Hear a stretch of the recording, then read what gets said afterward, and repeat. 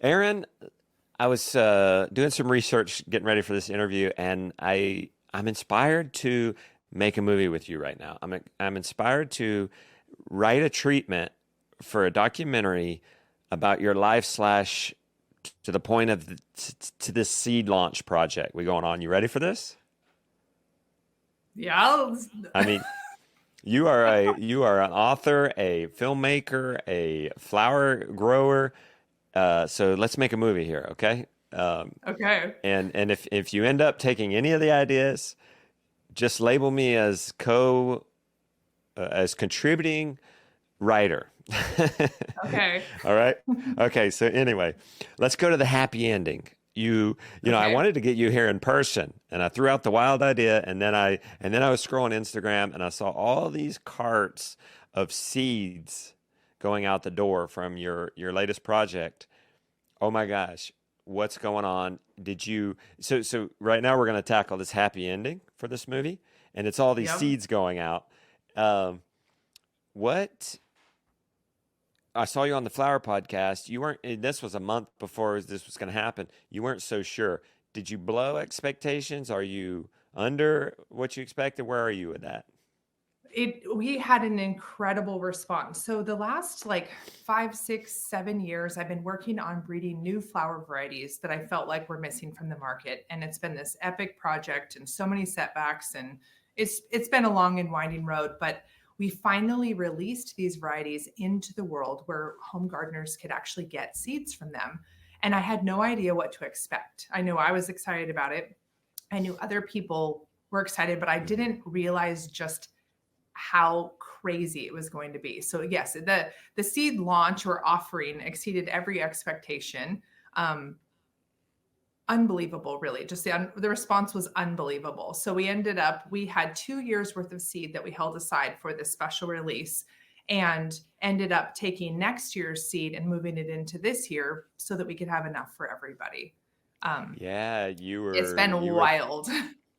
you were thinking, Yeah. oh yeah, we're gonna have plenty, we have enough, and now you're already pulling from next year. It sounds like. I mean, Yeah, you yeah. had So because these we are pulled from next year's to give everybody a chance, because I just didn't yeah, everyone was went along on this ride with me, and I don't want anyone to be disappointed. yeah. I Yeah. envision that as a really happy ending. I think what we're gonna have to see play out, and what let's pretend we're making this movie, and what you're gonna have to document is, and you may already have that. Well, tell me, do you already have this of somebody getting some of your seeds? I mean, we're only now in the spring, so nobody's grown them yet. I mean, you're shipping this off, nobody's grown them yet. But that's ultimately what you want to do, because this story isn't just about you. You have the heart for the people, and you want to see these other people grow these flowers. Has Yeah, anybody so grown your flowers yet? well, they're starting them. So I've been seeing pictures of, I mean, hundreds and hundreds of pictures. People are starting to tag me in as their little seeds are sprouting in their, little grow lights set up or in their greenhouse. So it's the very beginning of the next leg of this journey, where now Yeah. this project that I worked so hard on went out into the world, and now who knows what's going to happen next. But I'm really excited to see other people get to experience these flowers and kind of, have their own story with them. How does that make you feel scrolling through and seeing it in a reality from another person's perspective? I mean, it's amazing. And it's also, I saw this many years ago, kind of in my mind's eye, or almost like a vision into the future of like, someday I would love it if these went out into the world. And I wonder if they would bring other people as much joy as they've brought me. Mm, And then now to see that dream realized and happening, I feel like I'm half in reality and half of it still feels a bit like a dream. yeah. Yeah. And what would you say for my audience is going to be a lot of food growers. Yeah. I'm a food grower. My wife is the one that's pushing for the flowers. What is what's the deep benefit for growing flowers? I mean, you can't eat them. So what's the Yeah, that's always the you, argument with food. I mean, I started when we moved to the country, we wanted to homestead, and we raised chickens and grew a big vegetable garden. And then once I started growing flowers, the impact that they have on you if you're a flower person they do something to your soul. Like they always say that flowers feed the soul, food feeds the body, vegetables feed the body. I do believe that. So they bring so much beauty and joy into your life. And even though they don't feed you, you can't make dinner with them. They can sit on your table, they can be gifted to other people. They bring pollinators into your garden and your yard. They have so many benefits, but they're also Mm. very healing. A lot of people have talked about the healing power of gardening itself, but then flowers, like they have a special unexplained kind of magic. And I think Yeah. once you grow them, you're like, okay, yeah, I get it. Yeah. And I think what we're digging into here is the importance of flowers and why this is going to be such a happy ending as people are then growing their own flowers. What about Yeah. is her name Ala in the Hmm. Ukraine?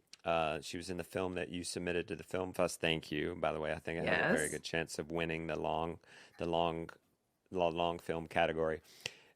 She's in a war torn. The name of the movie is Gardening in a War Zone, Yeah. and she says at one point, "I'm working on the most important thing, Hmm. always focusing on the most important thing, and it's flowers." Yeah. So, I mean, if you So go ahead. that's the thing is I've always had this personal belief or kind of theory that in the hardest times that flowers Mm, and gardening and nature really do bring us comfort and that beauty into your life and joy. And getting to work with Allah, who is living in an active war zone. I mean, the border of the yeah, fighting is just 30, 50 miles away from her, and that she's still picking flowers to bring into the house, and she's still collecting seeds for flowers, and that is still a key part of her, staying sane and connected and okay. positive. I mean, it really is. It's proof. It's undeniable proof that they really do make a difference. That is changing my perspective on flowers. You're changing my perspective on flowers. Allah Mhm. certainly is. Yeah. Lily came in. Lily came in. I think today. Well, Lily is my daughter. She came in just today. She went around the farm and just picked some flowers and brought them in. And there, you're right. There is a. I like that you say it's food for soul. There's like joy with it. Mhm. It brightens the room. They're Um, also part of all of life's most important moments. If you think about it, when a baby is born, you gift flowers at birthdays, Mother's Day, weddings, funerals, like every significant, kind of life milestone that we often yeah. mark. Flowers are part of it. Well, And then when you think back to your childhood, you probably have a flower memory. So, yeah, yeah. yeah. Just yeah, I do. My mom. Well, um, I gave away I gave away the joke right there. Okay, so I got called to the office after school. I'm in like uh, middle school, and I have this flower arrangement and some chocolates from a secret admirer, and I'm thinking, heck yes, who's this? And I found out later it's my mom. I got so disappointed. Bless her That's a heart. She total was just trying. bummer. And the way I found out is my brother had some flowers and some chocolates from a secret admirer too. But anyway, I will another part. Okay, Chris. So is Chris the spouse? He's helping you with the tech guy. Yeah, Chris is my husband. Okay, He's like okay. literally right here. Yeah. So Chris, how in the world does Chris for life's moments for Valentine's Day and anniversary? What does he do for for a gift? That's a Does he good give you question. flowers? He still brings me flowers. He'll pick them, but then he also Okay, buys flowers okay, in the winter. Yeah, yep. okay. Yeah. It's still what I want. That wasn't that crazy. I have this Okay. flower farm, and I can never have too many flowers. Okay, so when he comes in, you're not feeling well, or he messed up and he's sorry, or Valentine's Still Day, you're flowers. still excited Yep. about it. Okay, Yep. I totally forgot. I mean, we went to. Forgive me for this, but we were like we went to pick up something in the grocery store the day before Valentine's Day, and Lily was with me, and she said, "Should we get Mom some flowers?" And I said, "Ah, no, it's okay." And I wasn't thinking tomorrow is Valentine's Day, and. then it's the next day, and and I figured out it's Valentine's Day. I'm like, Lily even said it. So we have a Yep. farmhand. I slipped her some money and had her sneak and go get some flowers. So so Smart. s- so tell me this too. Tell me this for somebody who knows not know much from flowers. What's wrong with those flowers? What's wrong with the Wa- Walmart or the grocery store flowers compared to Well, your I think flowers? in the grand scheme, there's nothing wrong with any flowers. I mean, they're beautiful. I buy them all the time when you go in. It's just like with food.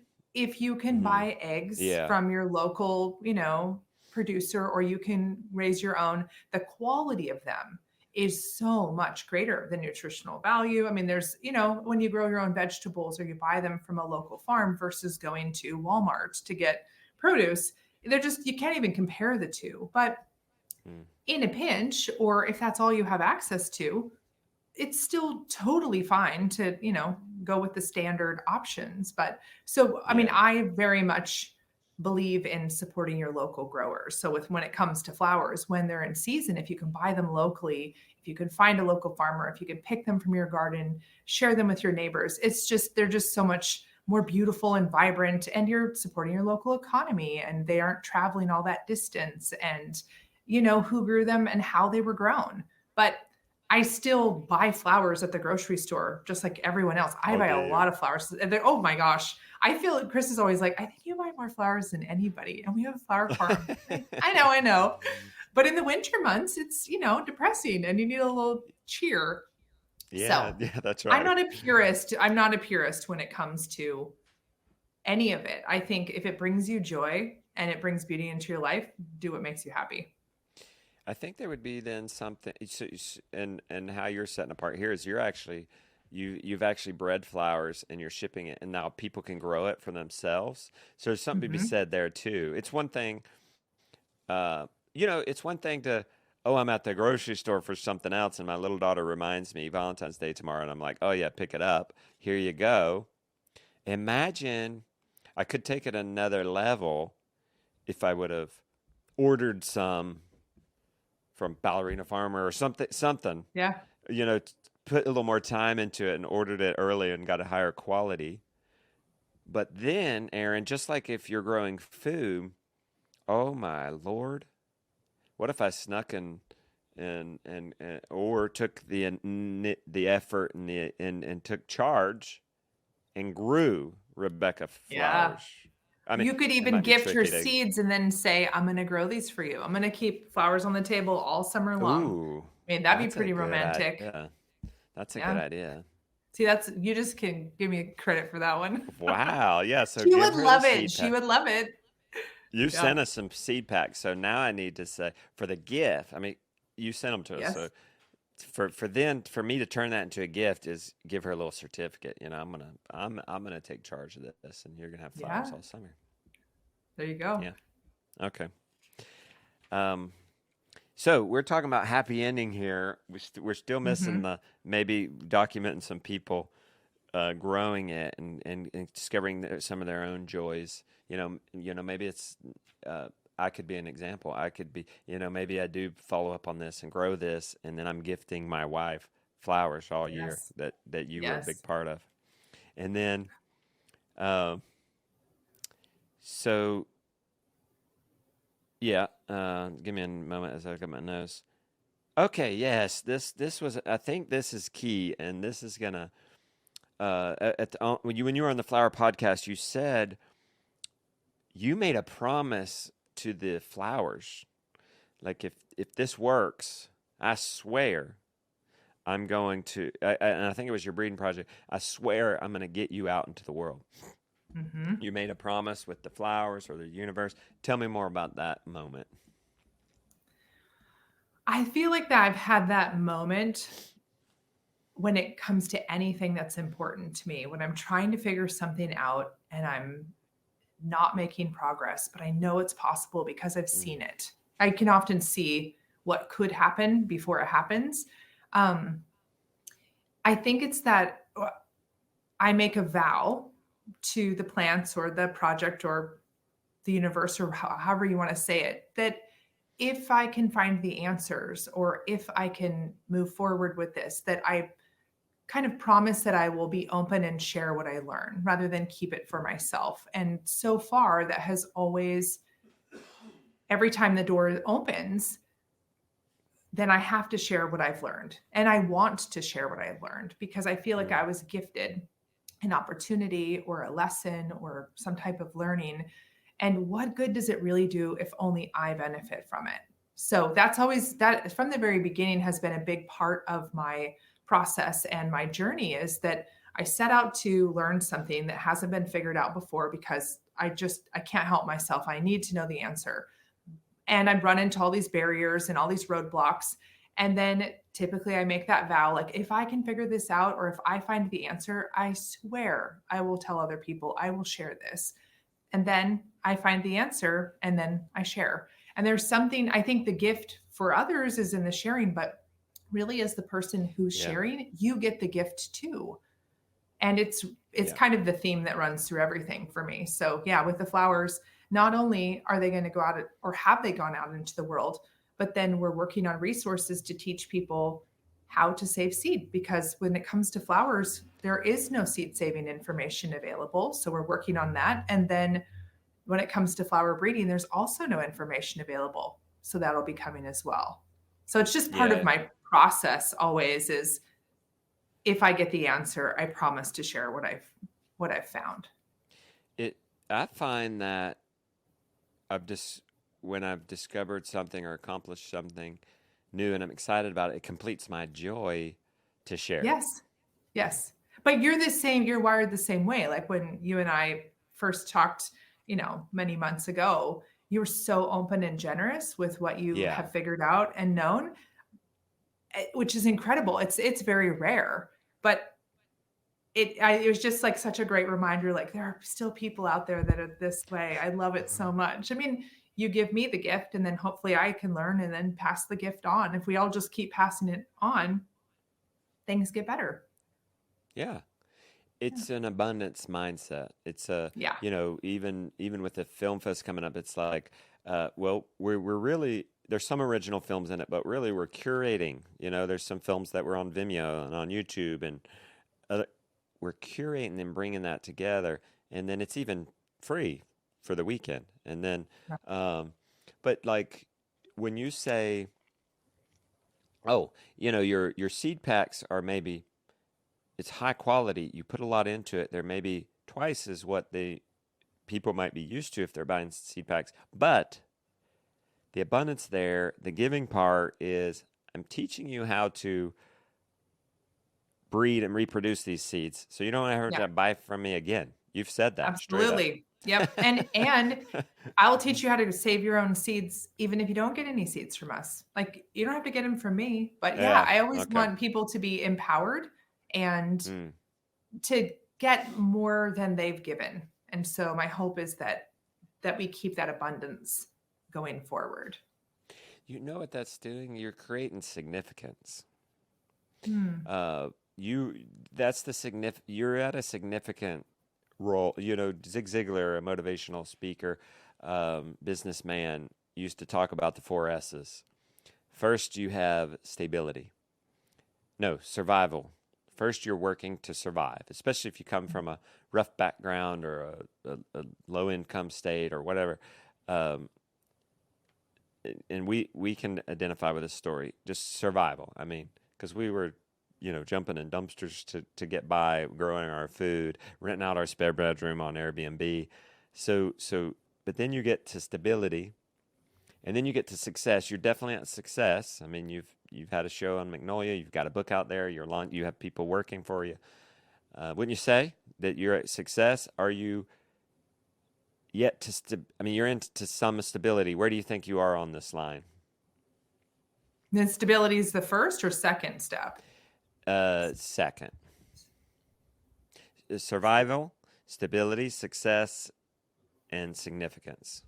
Well, my goal is significance. That Yeah, would be my goal. All the rest are like byproducts. I just want yeah, to make sure that I'm leaving more good than, I want to contribute in the most positive way I possibly can. That's always the Erin. goal. Aaron, my cousin out in California sent me. I'm in North Carolina. He sent me a picture of some beans that have been in our family since some bean seeds that were sprouting, and he was excited. They've been in our family since like the 1800s, something crazy. Isn't that incredible? So, so imagine in 100 years from now, a couple of cousins That would be pretty cool, s- wouldn't it? spatial commuting, talking to each other, and standing there digitally saying, I don't know what the future will be like, saying, look at these, but the seeds will still be there. It doesn't Yeah. matter if we're like in this, if they're with each other in a metaverse or whatever. They're communicating and like instead of this way, maybe we're at those headsets aren't headsets anymore. They're glasses or Yeah. Neuralink or something crazy. And there's but the seeds still have to be physical. Yeah. And they're saying, look, these are our seeds that have been in our family for 100 years, and they're still sprouting, and you're long gone. Hmm. That's gonna Yeah. happen. But then I hope the knowledge, if we can figure out what the heck we're doing here and could share that, maybe there will be so many more seeds that come out of this whole project that had nothing to do with me. I just shared how to do Ooh, it, and then other people will ooh, take it on, and then maybe their great grandchildren will have some type of gift. But the spark of an idea, like I don't even care how it looks, just that it happens, yeah, just that I like that. we put more good into the world. And yeah, I like yeah, it. it's a cool thought. It's a cool thought. So maybe our happy ending is going even more into the future, Yeah, seems these generations down the road. yeah. Um, okay, so you fulfilled that promise to the. It was interesting how the flowers then wanted to help you. They wanted to get into the world. They did. Yeah. I It's mean, like, to me, yeah, it's a collaboration. yeah, They're very much beings. They're very much alive. They're not just this something I'm working on. Like it has been a long standing relationship with these plants. do you reckon they wanted to change? Like what you were doing is developing a new variety, so they had to change. And at first, they only changed by a small percentage. In reproducing themselves, there's only a small percentage chance that they're going to be themselves or their forebear. Yeah. And then finally, you're at now like you got a 90% chance that it's Hmm. gonna be. Do you think they wanted to change, or do you think they're like us humans and sort of resistant to change, or a little bit of both? I mean, to me, in the experience of getting to work with them, I always feel like if I can just listen, they'll tell me what I'm supposed to Oh, do. And so it's more asking, like, not me pushing an agenda or an idea. It's mm, actually like, who do you want to be? And how can I help this be realized? And so they just become more and more of themselves the more I listen, the better I mm. get it, not putting my own agenda on them. It's like with Wow. children. Like you want to help cultivate these Yeah. qualities in them, but you're also like you are your own being and soul. Like how can I help you um develop into like your full magnificent self? And aren't we the most beautiful when we're just being ourselves? That's the thing. Like stop trying to change, right? Stop trying to change someone, stop trying to change yourself. Realize your full potential. I think that's in like what does it look like when you stop trying to be something else and just be more of who you already Mm. are?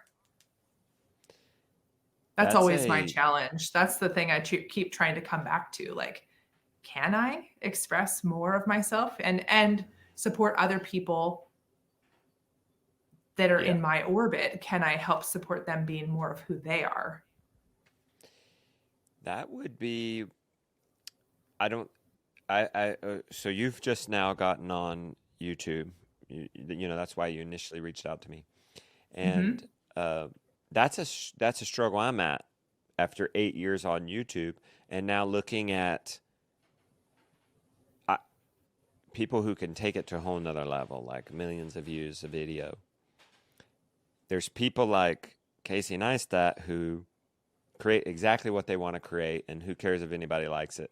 But this is me. This is what I want to express, and here it goes. I feel like kudos to you and props to you. I think because I believe you're doing that. I mean, you're putting up gardening with the war zone. You're putting, you're telling these stories without boundaries, without permission, as you might say.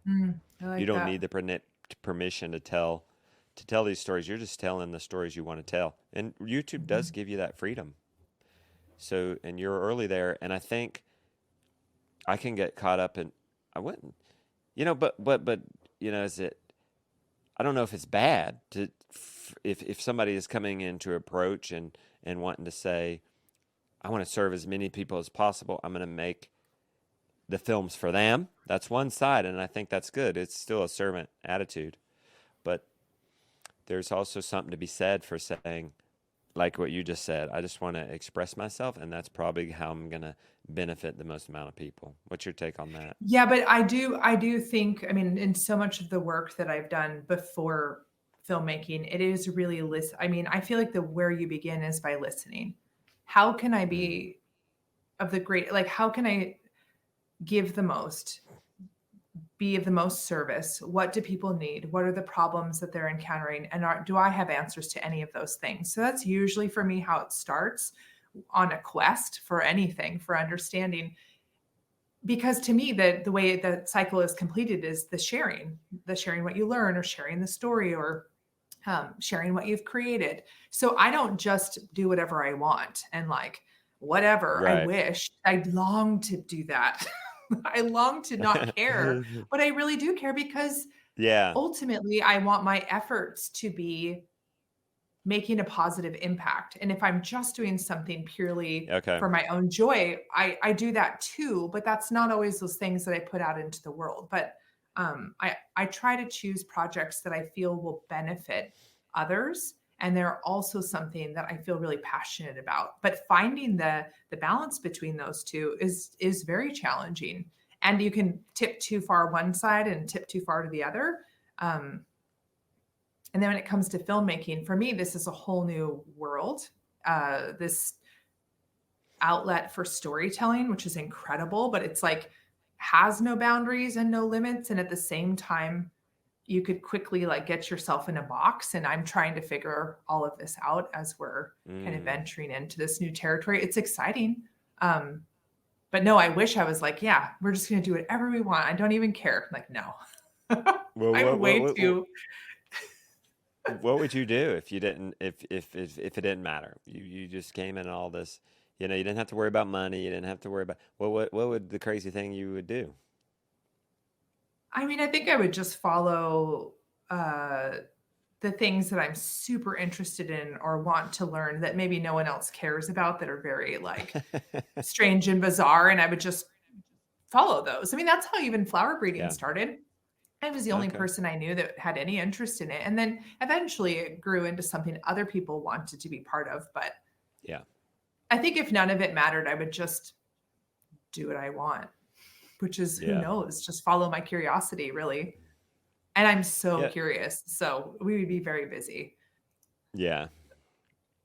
It's you have it it's but it feels like, yeah, we are when we are serving, that's it feels like that's what we're meant to do, and so that does bring a joy, sharing that. So there is Mhm. a And I don't know that there everyone is born with that feeling inside of them. hmm, I don't, I mean, I've talked to so many different people. Not everyone feels that way, that they owe anything to humanity or trying to make things better. okay, Not okay. everyone is motivated by that. But I think if you are, you feel that you were not chosen, but you're like, you're supposed to, and you want to. You have this deep desire to help make things better and contribute. And not everybody's wired that way, at least in my many conversations. But Do you think it's wired that way, or do you think somewhere it got stifled? So are we born hmm, growers and entrepreneurs, or and givers of content and shares, or so are we born that way, or do we grow into that? hmm, And what was it for you? Were you born this way, or did you grow into it? definitely born this way. And then also had some really beautiful examples when people were very generous with me that proved What everyone always said is don't give your best ideas away. Don't share what you know. Those are trade secrets. Keep them to yourself. I heard that all the way Yeah. along. Mm-hmm. And I felt that that wasn't true or right, but I was afraid and I didn't want to be stupid and make mistakes. So in the beginning, I kind of kept what I knew to myself. And then I interacted with other people that had an abundance mindset and were very generous and open. And it felt so wonderful. And I knew how good that felt for me. And it seemed like it felt really good for them. And I thought, that's what I want to be like. What if I trusted that there was enough for everyone? That's how I Yeah. feel anyway. What if I just went with that? But all the How long? advice has always been stop, don't do that. But I just stopped listening and life got a whole lot richer. Mm. How long ago was that? Hmm, Probably 15 years. And how did it get? Um, what was an example of when you stopped listening? Oh, there's been a number of them. Like in the beginning, when we were growing flowers, if you figured out how to do anything, if you had any new techniques or what varieties to grow, you were supposed to keep all of that to yourself because then, oh my gosh, if someone else knew, then they would become your competition. And I believed it in the beginning. I was afraid that if I shared, then we would both know the same amount, and then what would make us any different? I was actually a conversation with Mary Jane Butters. I interviewed her. She was a big deal back, probably 12, 15 years ago. I don't know if you remember her. She's like an Idaho. Um, she was a businesswoman, a homesteader. She wrote a couple books. She was amazing. But I got to interview her, and she was so generous with me in the interview and shared so openly. And she talked to me about marketing. At the time, I couldn't figure out how to sell our flowers. Nobody wanted them. I was kind of freaking people out. I was making cold calls, which is not my nature. It was going very badly. And I thought, I'm going to have to close this business. I don't even have a business. This isn't even working. And in the interview, I asked her some questions because she was very successful. Had just gotten 2 book deals.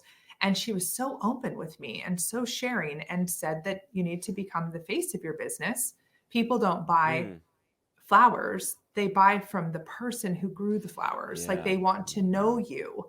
And she was so open and sharing with something that was so valuable, which was crazy to me. It was just kind of mind blowing. And then I took her advice. I tried it. It totally worked. And that was like one of those first times when someone gave me gold. She didn't hold it back. She had no reason that she should have shared that with me, but it benefited me. And it's since benefited thousands and thousands of flower farmers that have taken the same advice and done that and been very successful in their ability to sell their blooms. So Yeah. that was like one of those first encounters where someone didn't hold back, but they just shared. And it was such a great model. And it's Where did happened you to me over and over again. where did you put yourself out there as a personal brand then from that point? Was that Instagram? It was a website. I actually Oh, like before, yeah, Instagram, I think, I don't know, I've been on there 10 years or something, but I made my first wow. website. And rather than it being just a big flower, the opening thing was a photo of me holding flowers. And it was Yeah, so okay. risky. I Mhm. was so uncomfortable. And it was like Yeah. shockwaves. Like I never had to market again. I started telling our story. I started including a picture of myself holding flowers as my email signature when I would write to like the buyers at Whole Foods when I was trying to get an account. I got a call back in 20 minutes. So it was Mm. that all of a sudden I was the only person at the time who actually was a person, not a logo or a brand. It wasn't just like everybody was really focusing on their branding, and I just started showing up and stopped hiding, and it was terrifying and super uncomfortable, and it worked incredibly well. And that Right. just like the beginning, yeah, from the beginning, we did a 180 within that year. We went from thinking we were going to have to stop and close to being so couldn't keep up with demand and then had a waiting list forevermore. And now I think one of your most recent posts on Instagram is even a picture series of your cat, and people are Yeah, loving it. And that they makes love me our and cat. then they're buying flowers from you and that cat. But I mean, How did YouTube you? now has since like gone that, it's that long story where people get to know you. I mean, they're going to follow Yeah. you. and your family with whatever you choose to do. So you develop your own network, they come with you. Yeah. You Hmm. write a book, they want to support it, but it's you that they want to support and it's you that they're connected with. It's not some brand. You're right. And Yeah. yeah, they know who we are, that we're putting Yeah. truth out there. We're not, it's like reality Yeah. TV, and people make a genuine connection because we're not telling lies. This is the truth. You actually do know us. And then it's like, they're friends. Exactly. But think of that, how many friends you have all over the world. That's I know. incredible. Yeah. So many friends. Yeah.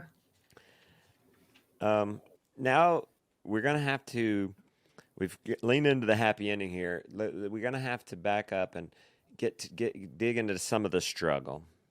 I Okay. think I like what you said on the flower podcast. It takes a lot of ugliness to grow a plant. Yep. And you were talking about, I think if people want to get into that, they can go listen to that podcast. But it's like using flies and fly larvae to somehow, uh, breed these flowers. And it's gross. And yeah, everything, in order to live, every day something has to die, and Yeah. compost is coming from things decaying. So, but I imagine that ugly side of the farming and the growing and the flower. But what about the ugly side? And I don't mean ugly necessarily. I mean what the difficult, the struggle, the let's get up to that moment where you're saying, "I promise, flowers. If you make this work, we're gonna share you." There feels like a sense of it might not work Hmm. because we've put all this work in here before and we've had all this struggle. So, what is the struggle, big struggles that come to your mind as I say this? Our biggest setback on the journey to bring these flowers into the world was we had the worst growing season that we've ever had. It wasn't last year, but the year before. It was the wettest, coldest spring on record. And we threw out, because they died in their trays, more than half of our seedlings of these precious seeds, this breeding work that I've been doing. We had to throw them out, like they just rotted Mm, on the stems of the plant in their trays. So before we even started, we had lost half the crop. And then the rest of the growing season was horrible. Lost another quarter of the crop. So we had gone all in. And I'm not a gambler. I'm not like a big risk taker. So this was like a big deal. Like we had built all these extra hoop houses. We had set everything up. Like this is the year we're going to really like lean in and do this. And then slam, like we had our worst growing season that we'd ever had. Everything went wrong, everything went terrible, and we weren't able to release the seeds. Like we had to start mm, over. It was devastating. And all the costs associated were still there. So it's not that it was no big deal. It was like we had invested in all these structures and soil prep and all the mm. greenhouse work, all the labor, all of the things, and had nothing to show for it at the end of the season. And that year definitely was one I considered, like, I don't know that I have the stomach for this. Like, I mean, I'm used to Right? like getting knocked down, but I don't know that I want to do this anymore. Was Being that a farmer was is that hard. was that taking you? Were you actually backtracking from maybe stability to survival because of that, or were you pretty okay? Were you going from No, we're success to still okay. stability? Okay. Yeah, we're still okay in terms of just like general, like we can do another year of business, but for the plants, like we lost so much of that important seed stock. Yeah, I guess we kind of took a step back there.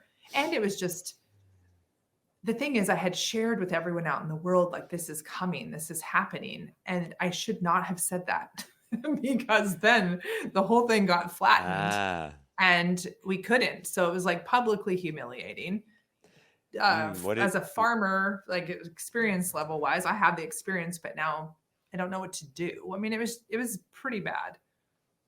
what did you say? Did you go on there and say how did you deal with that publicly? Well, I mean, what or the second episode in season 2 of Growing Yeah. Flora, like that we followed, that was the worst part. So at the beginning of filming the season, we picked 4 storylines that were really close to my heart, things that I wanted to follow. And the breeding was one of them. And so the end of the story was supposed to be the big reveal, right? We had all the seeds were produced, we Yeah. cleaned them, and the way we wanted that to end was they were going to go out into the world, but that did not happen. So we were filming a documentary, and rather than a great ending, it was the worst possible ending we could have. And I had to sit for interviews and talk about it every 2 weeks for the entire growing season and recount the pain and suffering and then put it out publicly. That was, you couldn't just kind of hide the, sweep it under the rug and be like, well, things aren't Yeah. going so good, but I don't want to talk about them. Like, oh, we had to talk about them. And there was no way to change storylines by the time we realized how bad things were going. So I'm sure it made for good TV, but it was pretty You brutal. know, I watched it. It did make good. It did get make TV. It made you real. It made this real. It Mm-hmm. made it good TV because the stakes were real and it was Yeah, high, and it made it a legit reality series. yeah. But So it did kudos not there. feel good. Well, that's good. I mean, I was No, glad that no, it, I mean, and I also think people should know what it really takes to grow things and farm and follow a dream right. and all those, that was the reality. But man, it was brutal. Yeah. I'll be honest. We would go to events and be speakers, and people would come through the line to meet us, and they would say, "Oh, we like your show so much. Thank you for putting it out. So inspiring." And really, Rebecca and I would go back to the Airbnb of that night and be like, "What are we doing? What is it? We got to keep doing that." We didn't know. We did not know. Totally. And finally, because all we're doing with the show is just documenting our homestead journey. We're excited about it. Let's share it with the world.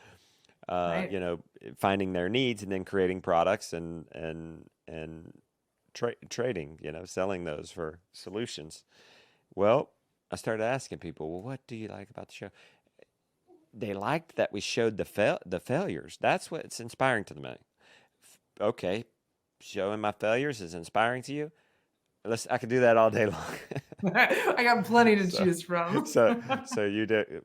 Kudos to you for being bold and brave enough to do that. I like that word brave there too. You know, that doesn't Mhm. brave doesn't mean you lack fear. Right. Brave just means you pushed through that fear, put it on your back, and said, "Let's go." You know, piggybacked it Yeah, and totally. did it anyway. So good job there. Um, but what are some of the? Well, then, were there any struggles outside? Okay, yeah, and I keep on remembering the scene where you and your team were just clearing out a whole tunnel Mhm. of just brown done flowers and talking about this. And you know, we want a happy ending. We're even trying to structure a story here that has a happy ending, but you know, in us filming vlogs every day doesn't always necessarily end happily. Yeah. Every year doesn't end happily. I mean, you could argue, well, it depends on your perspective. You can always come to some sort of thankful and happiness conclusions, but you know, for not unicorns, fart, and rainbows, sometimes it ends badly. It does. And I think that was the big, so the director Rob and I, as we were creating the framework for what we wanted to share when we set out to film the whole season, our pact was that we are going to be so honest, like so truthful. Like I felt like nobody ever talks about how difficult it is to run a small business and have a Yeah, farm. Not really just complaining, but actually showing like what it really takes, or following a dream and potentially failing. Like when you really risk something and it doesn't go the way you hoped, it doesn't have a happy ending, then what? You just yeah, often don't see that. And so from the beginning, that was our agreement, like we're going to follow these stories, but we're not, nothing's manufactured. And I think that yeah, was, it was terrifying because we could, you could easily make it seem different than it was, but we didn't. and it was hard to. How many years ago was that? That was last season. I mean, so Oh, season 2 came out. Yeah, so it was not this last growing season, but the season before. So, um, 2022. mhm, Okay. yeah. All right. And so then you may not know this yet, but that was ugly. That was ugliness. And but you were telling us it takes ugly to grow It something does. beautiful. So have you seen what is coming out of that ugly yet? Yeah, definitely. I mean, I feel like recommitted to staying the course. When you really have to weather those storms, you really have to think about, like, does this matter to me?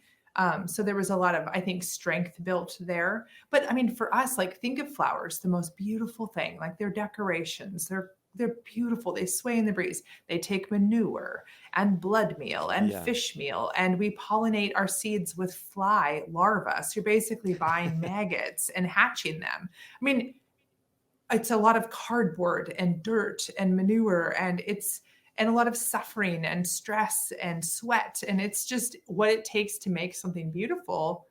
I feel like none of the components are beautiful, but it doesn't mean that they're any less important. It's just, it takes Mm. work. Yeah, and I spoke earlier about our my survival stage.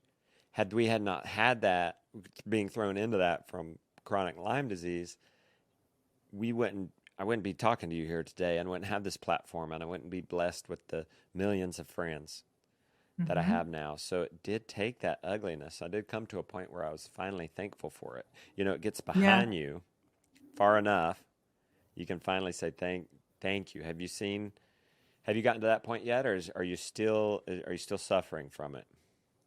No, I mean, we've had so many, I wouldn't even say ups and downs, but I mean, we Okay. started growing flowers because we had gotten ourselves into a massive mountain of debt when we were very young, took out student loans, mortgaged the house, made a lot of bad decisions in a short amount of time.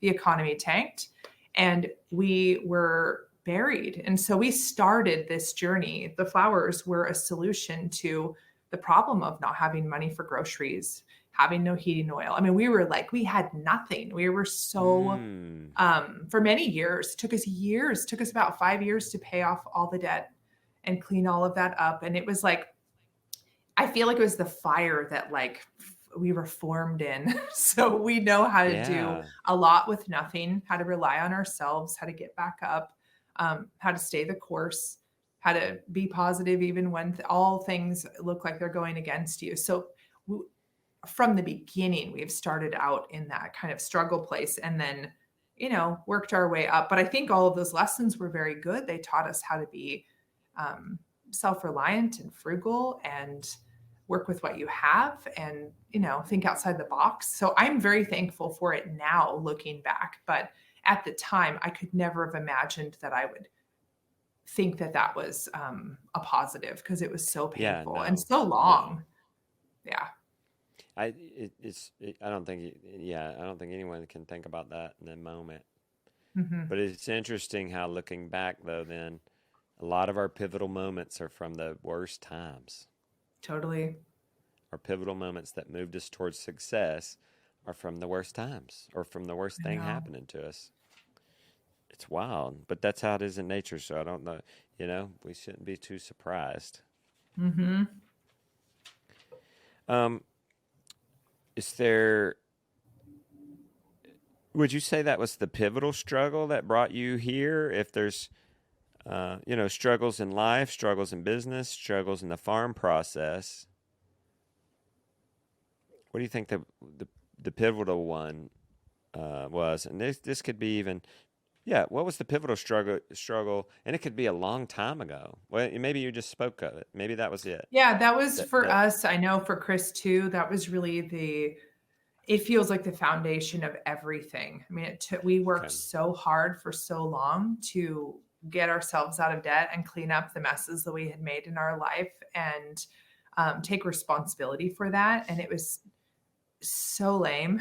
It was so hard. But actually, everything that we still use today came from that period of time. Wow. The discipline and perseverance and hard work and, working with what you have and having nothing and believing in yourself, even when everyone tells you it's not going to work. All of those things are part of our identity now, but that's where they Yeah. all came from. So yeah. And then we appreciate every bit of success that we have because there were so many years that we were struggling. Yes. So we don't take any of it for granted for sure. And are you now are you that so and flowers were an income source to help you get debt free and get focused. Yeah. Are you now still debt free? Hmm. Oh, heck yes. Yeah. Yeah. I mean, Wow. I would never want to go back. So it's Wow. like in every So decision, but your business grows slowly if yeah. you pay as you go. And so even though I had big dreams, it took a long time to realize Okay. because each step of the way, you can only do what you can afford and a little bit Yeah. more and a little bit more. And so it's taken a long time. But every decision we make, we kind of come back to those original lessons and check back in and like, nope, Yeah. gotta do it the right way. And then okay, so how though when you were hustling so much and even now, how did you prevent burnout? Burnout has been, I mean, I don't know because I've definitely experienced a lot of that feeling of just like you're doing more than you think you can do, you're doing more than you probably should do and for such an extended period of time. But when you're wired and you have a lot of energy or you have to make it happen, like there is no other option. Um Mm. I don't know. I wouldn't be the right person to ask about balance or burnout because I don't I just we just do what we've got to do. Yeah. And Yeah. if then it came from a fire of, oh my gosh, we've got to do this, and it was maybe more dire, we got to pay the bills, we got to get out of debt. Mhm. Well, what is what's the deep motivation now? Oh my God, we got to do this. Well, the hard part is that it feels like we kind of got set into overdrive. So in the beginning, we had done all the Dave Ramsey stuff to get ourselves like to understand finances and debt and money. And so we used those tools. And he would always talk about gazelle intensity. Like you've just got to go like extra hard, above and beyond. You have to have a side hustle, like on Mm. top of already being at full speed. And we did that for more than 5 years to finally get ourselves out of debt. But then we like stayed at that speed. Like we just don't know how to quite do it any other way. So I mean, even if we could relax, we can't seem to figure out how to like downshift. Like it just happens. So I don't know. It's And you, kind of like we're trying to figure that out now. Like we don't have what is the motivation? I still feel like we have to survive, even though we don't. Even though we've been in business for a long okay. time and have an amazing customer base, there's still Mm. that drive that comes from that place. And yeah, it's tricky. I don't Do know you if have a hard anybody time? else experiences that, but I do. Oh, you spoke to me exactly. I have a hard time even resting, even taking a Mhm. moment to just rest and watch a movie and not check the email or the phone during it or answer the text as soon as it comes in. That's where I was going to ask you next is then, do you have a hard time resting? I do. I don't, I mean, what I'd consider resting would be actively working on something that interests me that doesn't Okay, have to have an outcome, but it's still active. Everyone asks I me if I see. get sleep. Like, do you ever sleep? Like, oh, yeah, I totally sleep. I go to bed early. I get up very early, but I sleep. Um, but I work a lot, like 7 days a week. And I work on Yeah. things that have nothing to do with work, but I'm just Okay. can't I just not can't stop, but kind of. I mean, I have so many things I Yeah. want to know and try and learn, and it's hard to be still. feel like that's okay. I feel like, aren't we made to be moving all the time? I mean, if you look at a toddler, Well, I think you are. I think I am, but I don't think everybody is. oh, okay. Yeah. Yeah, I mean, I think that it's Interesting. like how you're wired. If it fuels you and fills you up, it feels good.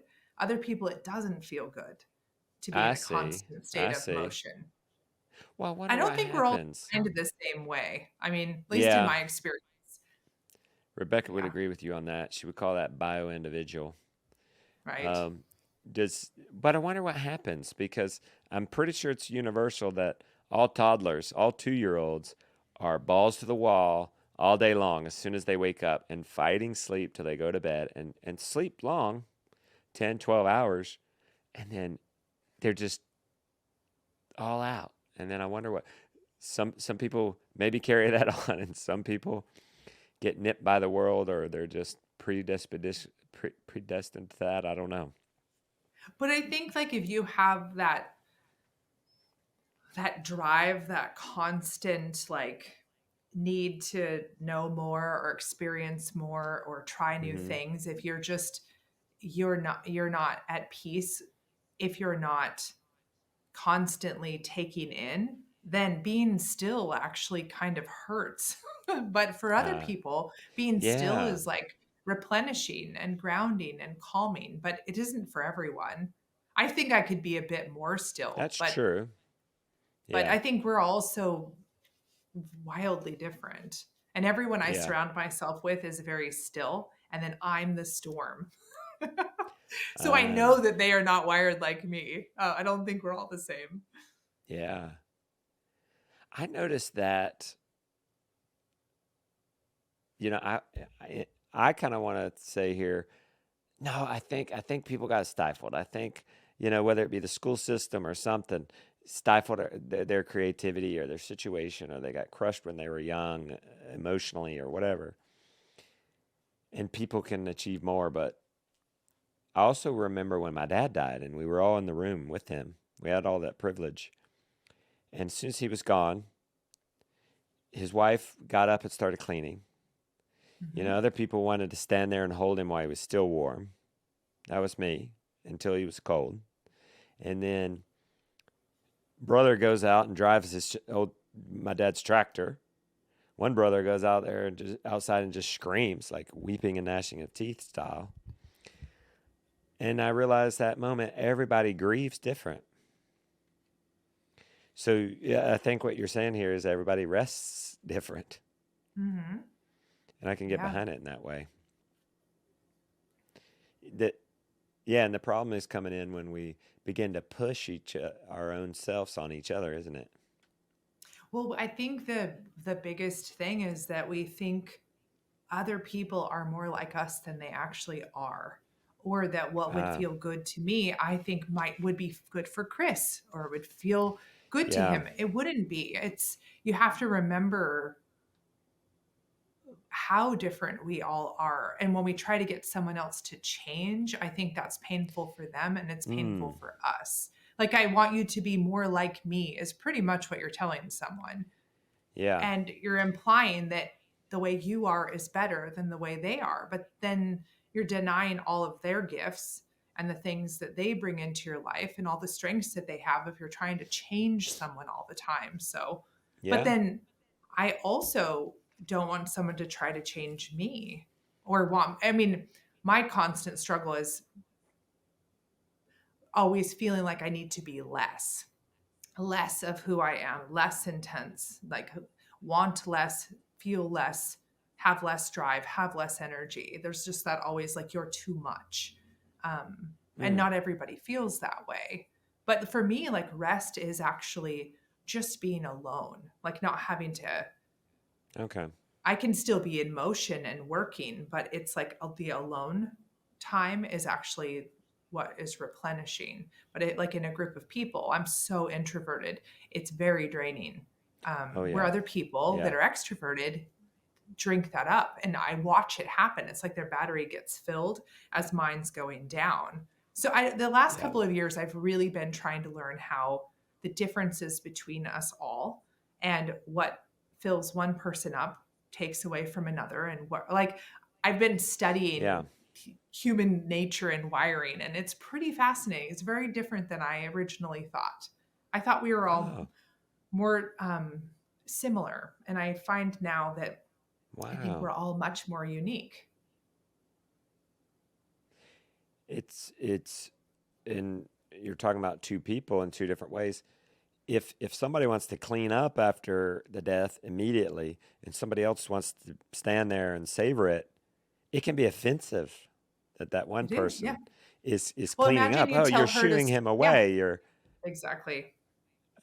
that's the way they could see it, and she could see it. Oh, you're just sitting. You're around, and so what you're saying, we got to look at it from the other person's perspective. Exactly. And then just see that that's what you need and that's what she needs. That's what your brother needs. If we can Yeah, all accept, not just accept, but embrace the way the other, what we each need and not try to get yeah, someone to change, it feels better for the person getting to experience it. But then you're also not trying to always change everybody all the time. I don't know. I'm trying to yeah. get to that place. That yeah, because you managing. How many people are you managing I on think your there's team? 8, but without Chris and I think there are 18 people that work here, and some remote, some on farm, but it's a big team and very different. We have a lot of different things going Yeah. on. So from So how? creative film projects to growing Yeah, seeds. that's not even those are maybe people on the staff, but then you're dealing with the film producers and film Mhm. guys, and so the outsourced people, and then the delivery man, and all this other stuff. Yeah, How do it's you? a very busy world. I was thinking while you were talking there, the golden rule seems very simple: treat others the way you would want to be treated. But really, you gotta Treat others the way they you gotta want to be think deep. treated. That's right. You Yeah. gotta think deeper. Well, how do I really want to be treated? Well, I would want people to treat me how I would want to be treated. So you Yeah. have to then dig deep. So how do you do that with 8 people? How do you remember? Well, we Who, do.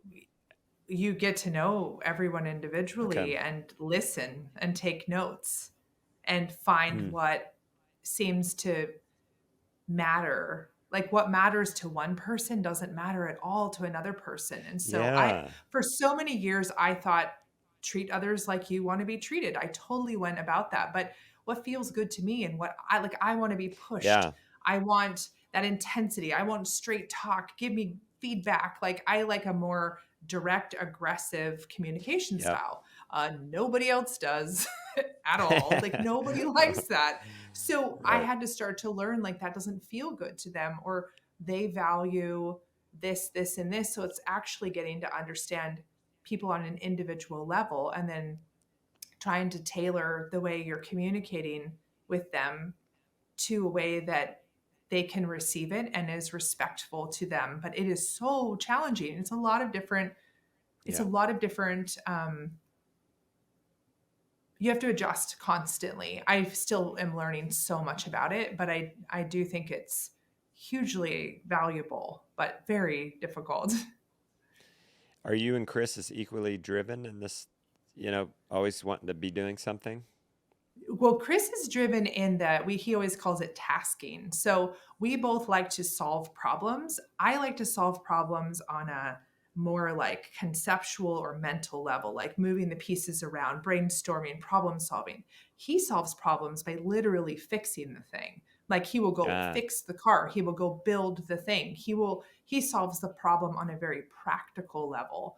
So we both are hardworking, but the way we express it is very different. He's very even keel, very calm, very peaceful, quiet, grounded, and I'm none of those things.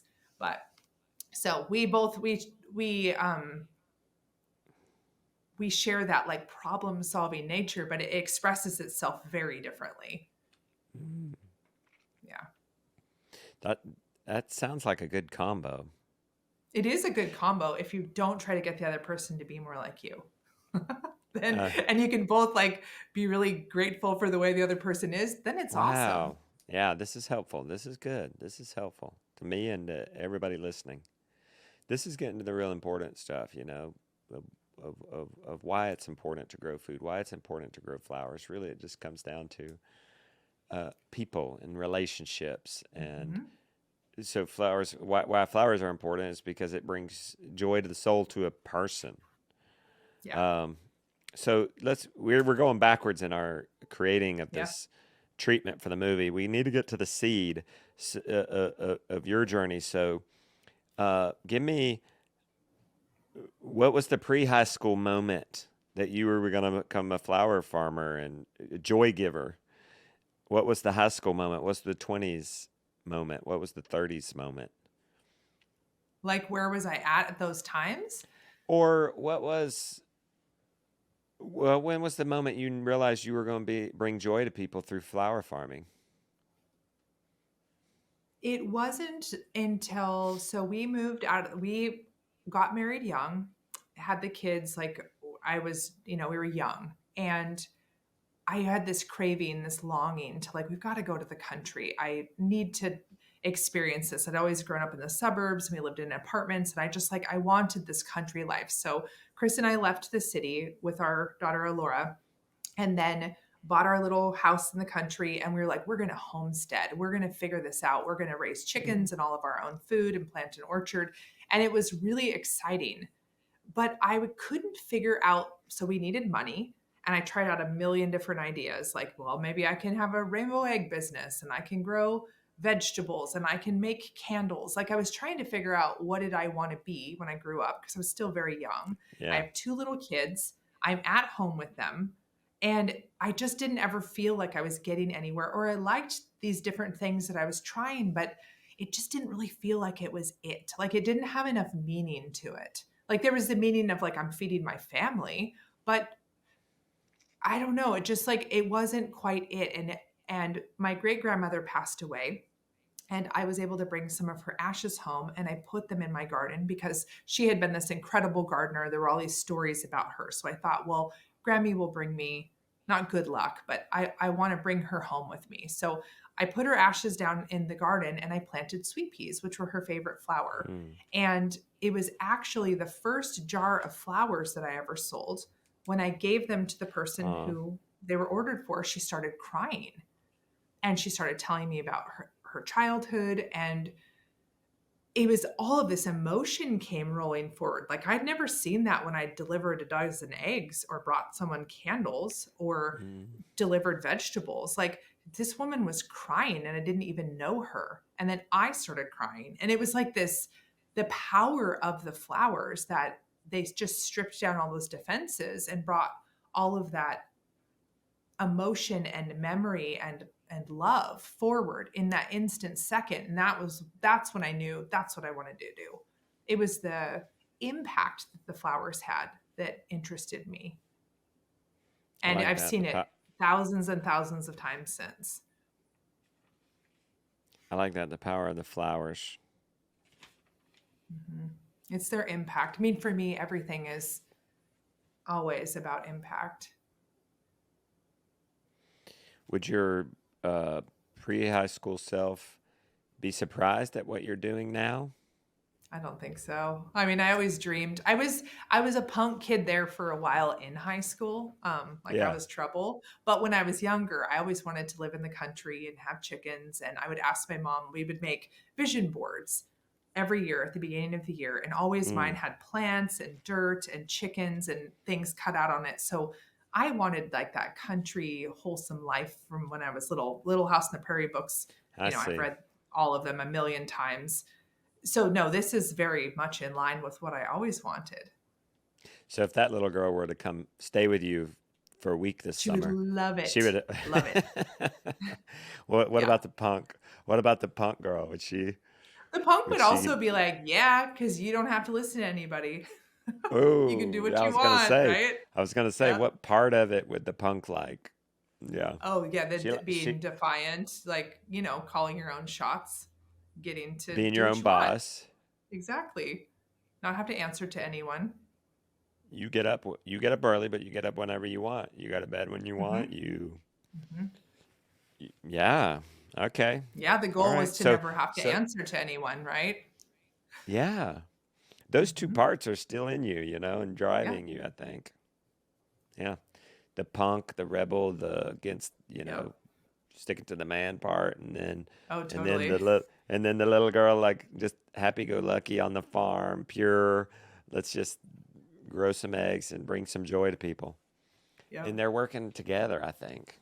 It's a funny combination of like sensitivity and Yeah. rebellion. It's like they are constantly taking turns. Yeah. Hmm. Do you see that they uh is that a common occurrence for you, those two? In button Hmm. heads and your two personalities? They don't bet heads at all. Like it's a Oh, partnership, but it's like they take turns. Like one goes, then the other, then the other. Like I bring out whatever side needs to, like if I need to handle it, it's that rebellious side. Or if I need to break new ground or try to like have thicker okay. skin, there's that piece. But then if I need Okay. to like tune into what's the next big decision, that's that softer piece that's more I feeling based and intuitive. have you read No Bad Parts? Mm-mm. Oh my gosh. The way you're Okay, talking, I need to. I would have figured you read No Bad Parts because the premise of it is you have yourself and that's the core of who you really are. But then there's these parts of you. So then there's maybe the anxious part or the bold part and um, we tend to look at certain parts of us that are bad, right? But if you really look at it, they're not really bad. If you take a moment and talk to them and commune with them, you find out that they're really just trying, like the anxiety parts of us. You might be Yeah, trying to get rid of that, but maybe you shouldn't, because the anxiety part is just trying to save you, but from something, but maybe it's too strong, and really boldness and anxiety need to get together and totally. talk and compromise and find a solution together. I would have swore you read that book. You're speaking it. No, I'm going to write that down. You Yeah, gotta read that it. No, it's called okay. No Bad Parts. It'll blow your mind, and it'll probably be Awesome. like nothing you've ever read before. So, um, I've even named my parts like the scared little Justin, and you usually pick it up as some event when you're young. Usually, these parts, if you take time to talk to them, they're younger. You can even Yeah. ask them how old they are, and they're usually younger when you picked up a sense of anxiety or fear. And I call him Little Boots, and then my dad's name was Boots, and then the bold guy is Caligula, and they really need to work together because you can be too bold, um, but you don't want the anxiety to shadow and morph that, you know. So they need to Totally. find a way to work together. So it's Totally. interesting how you're making and you already are like, no, they work together. So Yeah, you're already like, the anxious part can kind of, that's the one that can get a little out of control because I okay, definitely have that whole piece. Like that is almost one of the biggest parts where it's like all that nervousness and fear. yeah, And that's the one where you're like, okay, I want to hear some of this, but not all of it. Yeah, that's the yeah. one to I sort of I trust the least. I worry about because we came from this hard place where, oh my God, where are groceries going to come from next week? Hmm. I find myself anxious that even as far as we've come financially, something's going to happen and we're going to resort back to it. I have a business coach that helps me through this therapeutically, even often. But so then, how do you? What is your fear? Is it putting yourself out there online, or what? What is it? What is it? No, The I mean it's crop's going to definitely fail? comes back to the that survival. I mean, from the beginning, like where Okay. will we have groceries? Will we be able to keep the house warm? Will we be able to keep our house? All those questions. And of course, that's not um, the issue, but I still feel like it is. It still drives me. I have to talk myself kind of off that ledge, like that isn't our Mm, reality anymore, but it's still right with you. It's kind of wild how that just stays around. But yeah, mine is always yeah. like survival for sure. Yeah. Or I went. not wanting to be controlled. Like that one is always present as well. Like just wanting to Yeah. have choices, wanting to have options. Wow. Yeah. I'm dealing with having to figure out what's going to drive me now that I'm past that. And I'm working Hmm. that out with my coach. Is like, and we've come to joy and significance. Nice. And I have to continue to remind myself of that. We're out of that struggle, and now we need to focus on the things that bring me joy and significance, which is Totally. hard, right?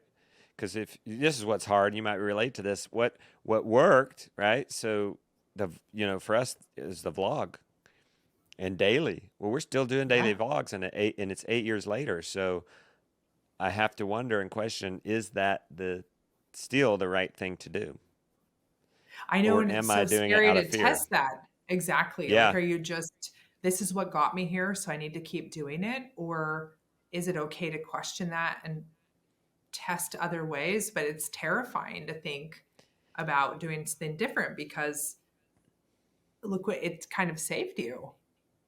you're So, right.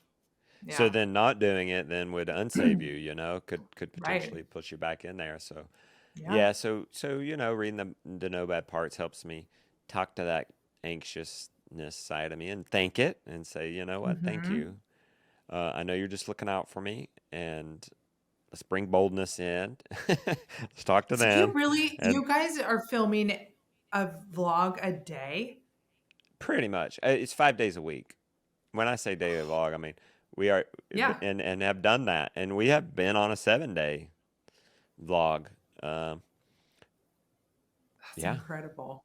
and I I mean, I come knew to you it. put out a ton, but like I didn't realize it was that much. That's It is five a crazy. week, but you know Yeah. what? I go through this like, oh, maybe I shouldn't. The trend on YouTube is the video is about what it says it is, and it's based off of an idea. That's what's really working on YouTube right now. So you come up with a big idea, it's super entertaining or super beneficial, and then it's only about that. The trick with the vlog is you have to title it something, but three things might have happened interesting that day.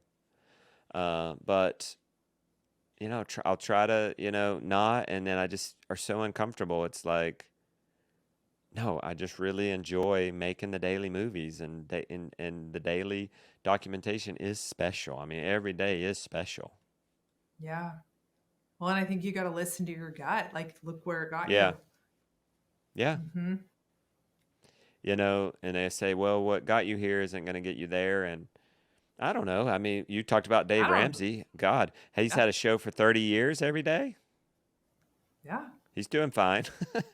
He's doing great. And So, look at it being, uh, all these people discover him many years later. Like he's so consistent, and think all yeah, of those, as people are finding him and cleaning up their life and finding him again. And, I mean, yeah, I think it's, yeah.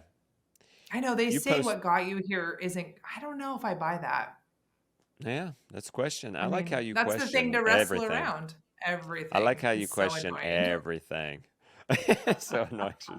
Well, that's what happens, right? You question one thing, and then, it's Yeah, off to the races. It's off to the everything. you got to research it Okay. now. Yeah, okay. So what are you questioning now?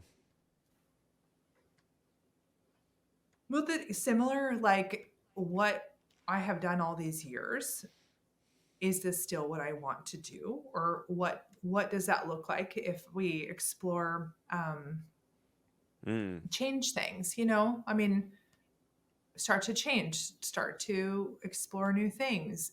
Is that okay? Of course it is, but it still feels like it's not.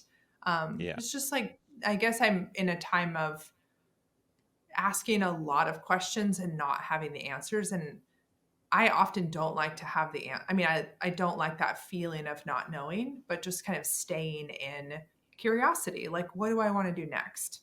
Of course, it will yeah, be connected to flowers. Of course, it will be connected to growing and trying to, do good. But what does that look like? What does this next chapter yeah. look like?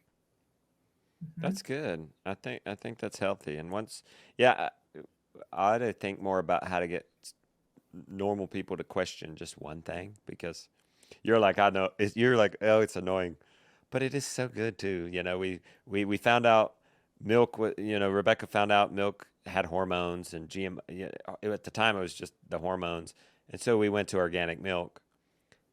But you know how that goes. You question the milk, Yeah. well then, oh my God, all of a sudden we have an A2 daily rotation, 100% grass fed, not one cow, but two Right. raw.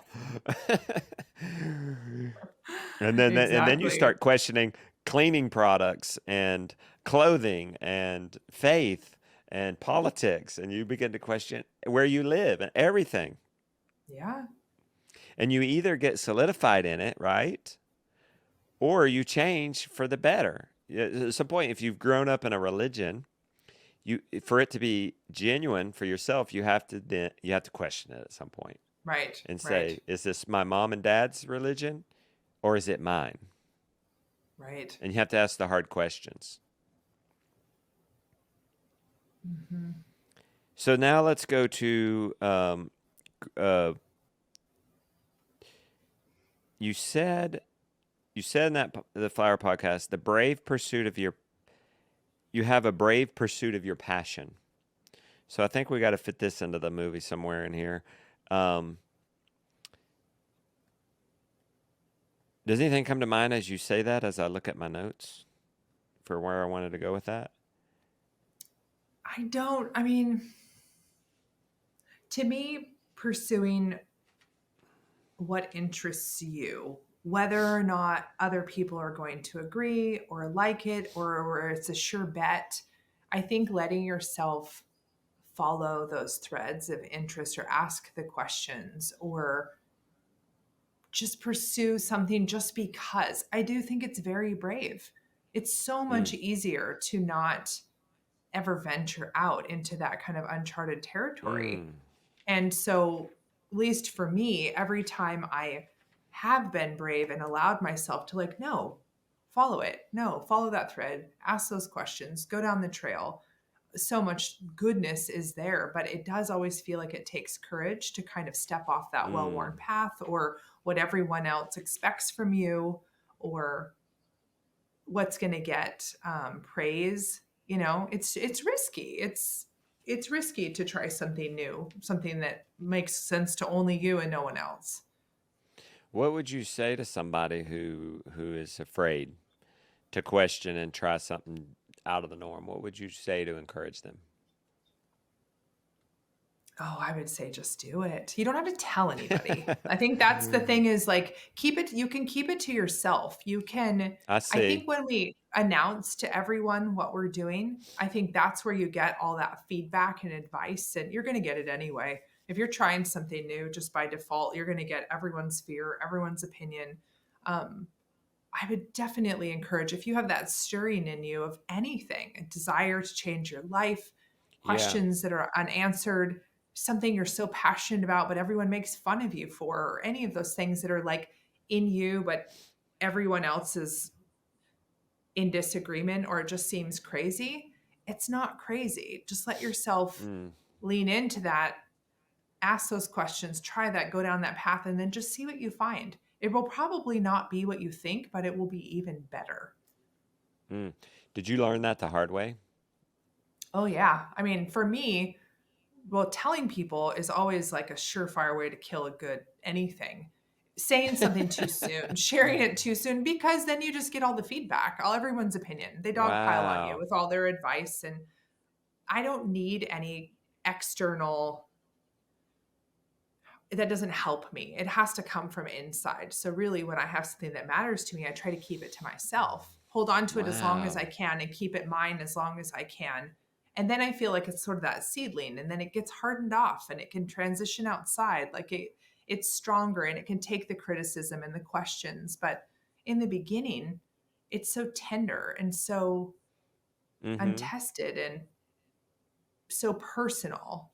Um, and I've had a lot of pain. I feel like that's where I've had the most suffering, was having something that I wanted to try or do or Mm. experience, or just a part of myself, and then sharing it too soon and getting all kinds of like negative feedback.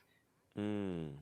Um, it just, that's, I think that's been like the most difficult. So now I just don't say or I don't share Well, until I'm ready. Yeah. how soon do you share with Chris? So you have an idea while you're on a walk And how developed do you let ideas get before you share with your spouse? I share with him he never puts anything on my ideas or on me. He never snuffs anything out or doesn't like that. Like he's very open. He'll just listen. And I talk Ah, a lot. So I'm just talking and wow. I thrash around and work a lot of my ideas out with him and he just listens. It's like a Mm. sounding board. But he always reminds me like don't tell anybody. Just like wait on this, sit on this. Remind. Wait, yeah. Because I will you'll get so excited and you'll rush out to tell someone close to you and then they'll be like, "Wait, have you Yeah, thought of that?" or "I'm really worried about," or and all of a sudden you're defending this idea or this interest and that's not the right kind of energy in the beginning. how have you taken that knowledge to your children when they don't have a filter and they're telling you all kinds of ideas and they're going to try all kinds of things? You got to be How so have you? quiet. It's Okay. hard. It's hard and I know I have reacted or like that's Mm, not a great idea or in my experience and then that comes back to remembering everyone isn't like me. I need to not try to change people to be more like mm. me. I want to just, what is it that feels so good to me? It's just having that sounding board. So if I can try to be, if I Yeah, can remember and be quiet and listen, I can get to know them better and that's the hopefully not trick. snuff out. I know it's so hard. Just to remember, Hmm. because they have so many ideas. So when they So, come to you, and you know it's not going to work, they want to plant. They want to plant this or this. Or fly. Maybe it's you're just older, and you know. hmm. What do you do? Do you say, well, or do you just say, go for it? Oh, I think if you're really in your higher self, it's like keep the conversation going for multiple days. What I find is most of the Yeah, time, the kids will give themselves the answer if they aren't completely impulsive, that they don't just go do yeah, it today, but then we talk about it tomorrow and then the next day, usually a few days in. If it's, they'll discover the issues on their own if they can just stay in conversation with you. Um, yeah. yeah. I mean, I know that for That's myself. If good. I can just keep in it with Chris, I can kind of work a lot of that stuff out if I cannot Yeah, be too impulsive. yeah. I need this reminder. It was easier when they were smaller, and Yeah. Jonah wanted to plant. We were up planting, and I'm planting according to the book. Planting the seeds in the appropriate spacing, and I'm like, here, he wanted to plant. Here's a seed pack. He's just like, and I held my tongue. I wasn't gonna say that's not gonna Yeah. work. And what actually happened was that close, dense spacing shaded out the weeds. Uh, the taller crops shaded the lettuce from the hot sun, and his garden jammed. Oh man, you're like, dang And it. we, but I didn't say anything to him, so I was actually happy. I won that moment because I just let him do it. Yeah. And the adult, but what the adults with good intention are going to try to save them from problems. We're going to try to. Yeah. It's from a good intention. It's from like, oh, honey, you've got to space them out. I'm just trying to help you, and that's how my dad was. But that's why in the end I just wouldn't tell him anything, especially if I was so Mhm. excited because I was just going to hear a recommendation or some sort of get fussed at or whatever. But what's Well, I the worst think case? too, Go ahead. yeah, what's the worst that's going to happen? If they ask you, Dad, do you think this is a good idea? Then you could Yeah, say, right? If someone asks for your absolutely. opinion, but I try to like, did they ask me? And if not, Ooh, that's good. try to be quiet. Then I also want that from others. Like, unless I've asked you for your opinion, I don't actually want to know it. Right. And I find I don't ask very often. that's a good rule. Slowing down and letting that come through your head. Did they ask me or are they just telling me? And what's the They word? just want you to It's hear them. it's one thing if Jonah was going to do something really stupid and get hurt, but it's another Yeah. thing if what would have been the worst to happen? That pack didn't make it. Well, then I'm there to comfort him and say, well, you tried, and What can we learn And then from he'll it? be like, next time when he wants to dump it, he'll be like, actually, don't, that Yeah. wasn't the best plan. Yeah, And wouldn't we rather them just fail in those micro ways right under our fingertips and just absolutely. watch them learn themselves? And so, yeah, that's hard. Hmm. I need this reminder. That's good.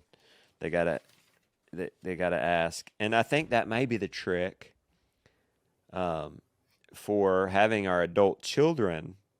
This is like my dream. That would be my complete success if my adult children come to me for advice and Yeah, they actually want to hang out with me, right? What totally. would what would be your complete success as a parent? I think if the kids just want to keep being in our lives and us to be in Yeah. theirs, for me, it Hmm. would be like that you're invited into their life, not because you're their parent, but because you actually bring value to their life, Yeah. not by default, but by choice. Yeah. The next thing I have in my notes, and we're getting to it. It may not make sense to you. It probably makes sense to you. You're a storyteller. You're seeing what we're putting together here in a movie, but for the audience, we're getting to it. For those listening, we are going to come up with an outline here at the end. We're almost there. Um, the the movie you submitted, the gardening in a war zone, the late Allah, Mhm. she said the most beautiful thing. It actually made the long trailer. I'm gonna do the most important thing today. And she's gardening in a war zone, and for her it's flowering these gardens. So what is the most important thing? Um, well,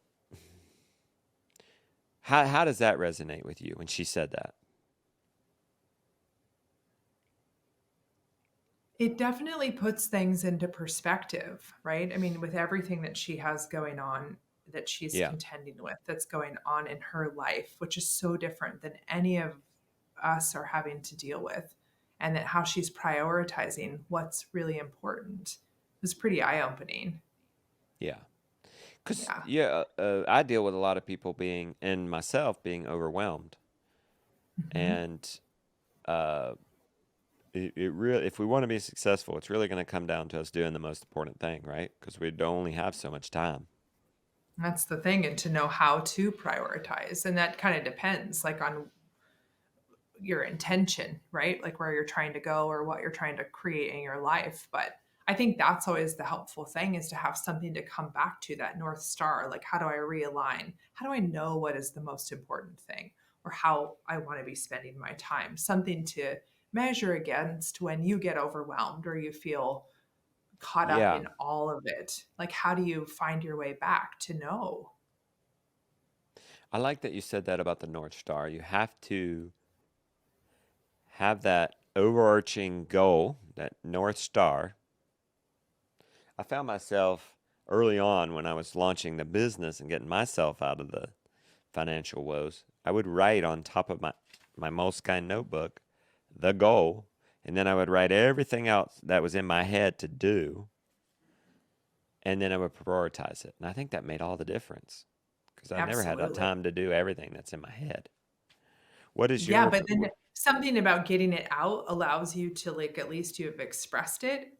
But if you ooh, can't, like, for me, it's like I land it all and then I like let myself express it. And then I don't need to do all of those things. But I don't, mm, yeah, I'm definitely very much like prioritizing what truly matters. What am I gonna thank myself for doing in a year from now? And what will I not even remember that I did? It's ooh, kind of like that's a great way good. to check Yeah, them. Like, is this not that's moving good. me forward, like, necessarily to the goal, but, like, yeah, I guess, is this moving me Yeah, forward towards the thing that really matters, or is it just busy yeah, work?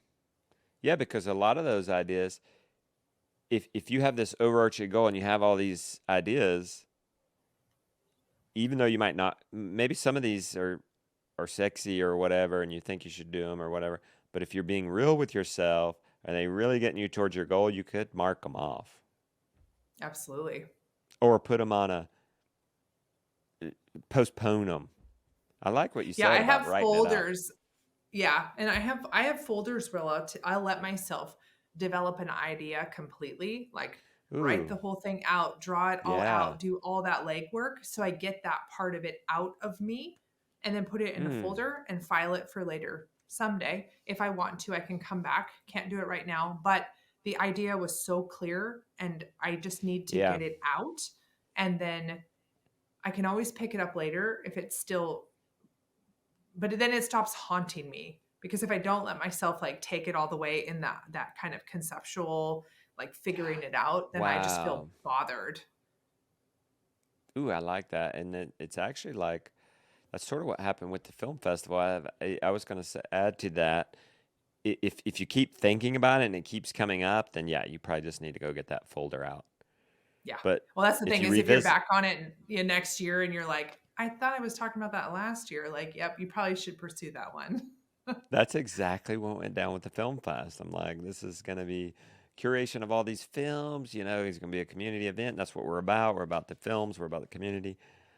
But I just kept putting it off. I had other things, oh, even doubts. But Hmm. and even problems for it. But I think if it gets in that mind and you subconsciously think about it, and maybe there's a reason you're thinking of it again. And eventually you just got, ooh, I just read Alone. Have you ever read that? It's this guy who hiked the Pacific Crest Trail. I thought one of the coolest thing he did was he says, if you want to do something like this, if you want to hike the Pacific Crest Trail or whatever, your first step is to put it on the calendar. Oh, interesting.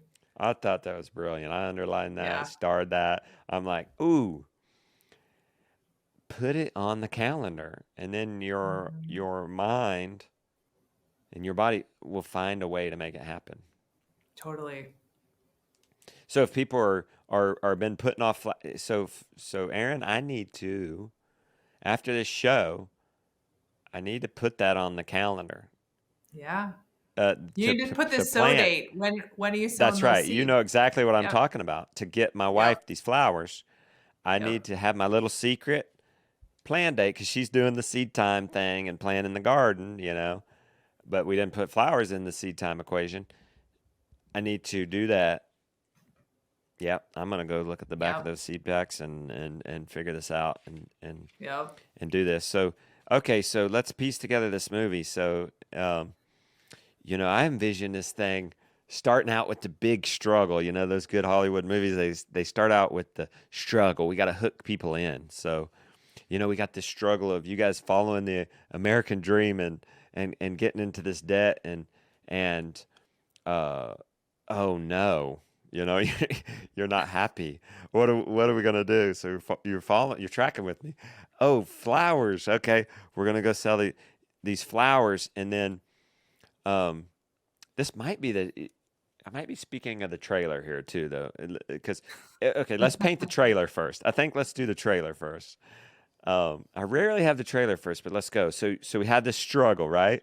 And then this like grind, and then you had this idea to do the flowers, and then we show the struggles of that too. The plants dying and losing a year, and then it's this is the trailer, and then it's the you're out in the field and you're making the promise it's the next year, and you're making the promise to these flowers if we make it. And maybe we leave the trailer with a hook, and You people have to should. watch to find out what happens. Okay, well, it's your movie, so yeah, we'll leave it there. Or you could glimpse at a little bit of the the packets going out. But yeah, we should probably leave it at the we're gonna Yeah, try then you another want to see what year. happens, right? That's right. You see, you're a good storyteller.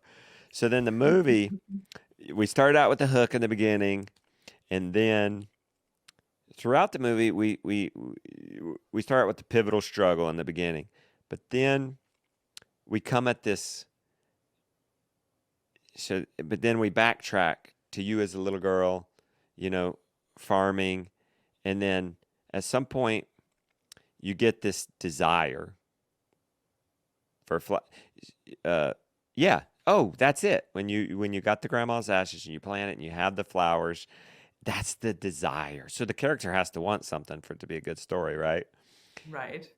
And but now you have all these struggles to overcome. Um, and then you dive into your favorite struggles or your most pivotal struggles, and then it's the finally and then it's the promise to the so we're going up and down in the story here, and then it's the promise to the flowers, and then one more chance, and then this happy ending is shipping it off, and finally uh, documenting people putting your flowers into the world. Totally. How's that? Oh man, that's that's pretty good. How you like that? Okay, I'll send you the notes. No, uh, I love it. no, it's just it's your life is a good story. Thank you for sharing it and putting it out there and being brave. And now we have flowers in the world that we didn't. Isn't that something? Yeah. Isn't that cool? Like that something new was born from all that pain and struggle and but something Wow. beautiful came from it. Flowers will adorn, as you say, born. Some will be gifts to people when children are born, Mhm. anniversaries, uh, and then weddings, anniversaries, uh, then Holidays. finally Mhm. holidays, and then finally grave, tombstone. Yeah. So I'm gonna grow your flowers, gift them to Rebecca, and adorn my father's tombstone with some by the end of it. How Oh, about that? I love that. Yeah. Okay, good. Okay, so now what's next for you then? Hmm. I mean, the where we're really pouring a bunch of our energy right now is to figuring out what do we want to do with filmmaking? You know, Mm, what do we want to do with storytelling in this way? How do we use this new tool that we got to be part of when we made the show? How do we bring that more into I don't know. That this is what we're figuring out. So it's like an exciting time, but it's also like I don't exactly know what exactly we're going to do, but we're yeah, figuring it out. it's cool Hmm. that you don't have nearly as you're not gonna have any limits. That's what's Hmm. resonating with me, and that's what YouTube allows, or creating your own platform, or whatever. Um, I'm so inspired that you created your own platform. I mean, Abundance Plus is incredible, and I don't know how like the amount of work that went into filling that space with so many yeah, great stories and all of those people contributing and all of those resources and learning and the community that you've formed and it's awe-inspiring. Like I can't uh, even imagine the amount of work that was and what an incredible thing that you've done. It's every time I'm in there like, "Oh my gosh, there's more that I have not watched and I didn't realize." And you guys are just it's amazing. yeah. It just is a matter of time and desire and a heart of service and uh, doing the most important thing. I think that's why I Mhm. really resonated with Allah. Um, Mhm. Prioritizing. We only have so much time, money, and energy in the day, and so just making sure, it's that whole another book for you is the 80/20 principle. If you haven't read that, Haven't it's read it. No. it's just a natural phenomenon that 20% of your effort is going to get 80% of your results if Right. you focus on the right 20%. So if you have a list of 10 things, I give an example for growing food. If you have all these ideas, if you have 10 ideas for things to grow your own food, to provide your food for your family, and you prioritize and you only had time for two, and those were meat, chickens, and gardens, you're 80% there. That's an example in farming. So Mhm. I think you've done the same thing. And I think, oh my gosh, I mean, your movie, Gardening in a War Zone, it's going places. And, it's It's on a all, very special story. I'm excited for your world to get to yeah. experience it because it's Yeah. it's really a gift for us all. And people can watch that on YouTube. And I'm straight up about that, and what the Film Fest is doing, though, is we're a curation. So just like you curate and put different flowers together, Doesn't Mm-hmm. it make it so much more beautiful than if you just handed them one kind or one color? And there's time for that, but there's also time for the diversity and Totally. curation. And that's where I found the value that we're providing is we've curated all these films and then the people come together. So thank you for contributing that, but people can also watch it on your YouTube. I don't even have to tell them that because that's going to get millions of views before it's over. It just is. That's how YouTube is, just so you know. It doesn't necessarily go viral right away. But if it's good and people are generally watching 50, 60, 70% of it, of the film, and YouTube's liking long film right now, long form. Interesting. Everything I've done that's more than 50 minutes goes over 100,000 views. And so for me, that's a banger. Yeah. Uh, when we're getting 30, 40,000 views on a normal video, but if it can't just be boring. It's Mm-hmm. yeah. People say, how long should you make the video? As long as it takes to tell the story, is what I I say. like that. But I'm Yeah. finding, but you stick with it, and you're telling stories from the heart, and they really are serving people. It's no doubt gonna eventually soar and take you I places you love could that. never imagine. Yeah. So where Awesome. can people follow you then Florette Flowers on Instagram? Is that right? Is that the right Yep, I handle? think it's Florette Flower, and that's on Okay. Instagram. We Okay. post pretty much every day from the farm, and then we are, working on things for YouTube. And yeah, I'd say those are the two main things. And Okay. our website is like filled with so many resources, videos and Yeah. tutorials and blog posts. I mean, I've been doing that for Okay, years. So good. if you want to know how Thank to you. grow anything, come over to there and you'll get lost and it will be so beautiful. And that's where There's a they can lot get the to, seed pack? yep, that's where the seeds are as well. Okay, and then um, you tell me, okay, so you've texted me for YouTube advice. You're just getting into it. Well, I'm just wanting to lean into Instagram. So how in the world? I mean, you've got a Ah, million followers on Instagram. How? Okay, get me to a million. How do I do it? consistently posting, right? So you already know Okay. that, you already do that. But it's just my goal for many, many years has been just post something every day, 5 days a week, Okay.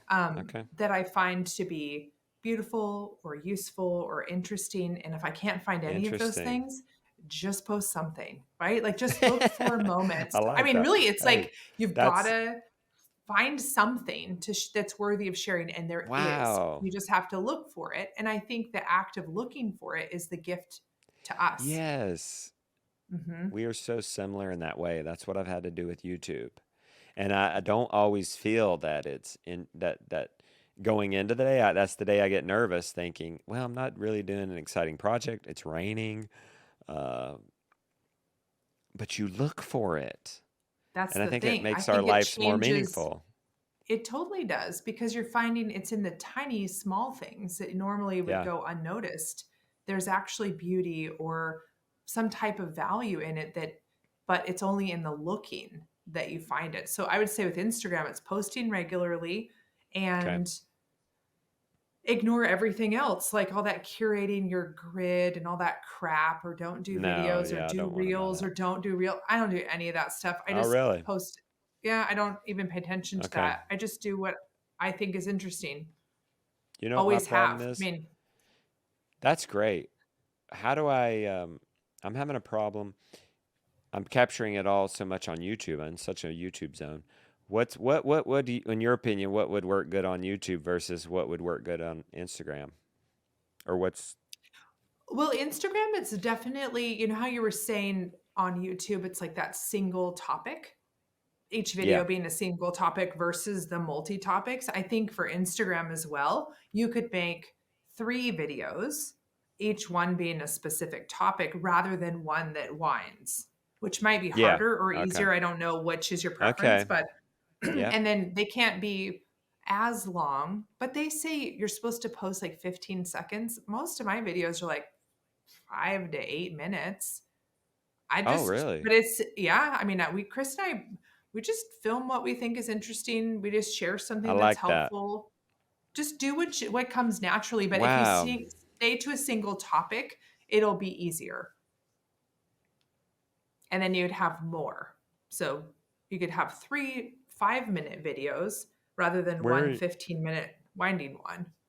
How are you finding fulfillment for your other interests? Surely you have more interest in flowers. So how are you finding fulfillment in ways of sharing that part of you? I mean, my interest is flowers. That's what's scary. Okay. Like everybody's like, "Don't you have a hobby?" Like, not really.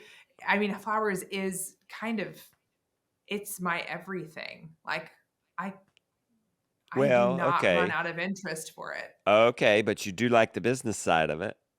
I So love business. I so love so business. I love marketing. I love filmmaking. I mean, I'm finding that I love yes. filmmaking. Yeah. So how do you share those then? Or do you share the business aspect of things that are exciting?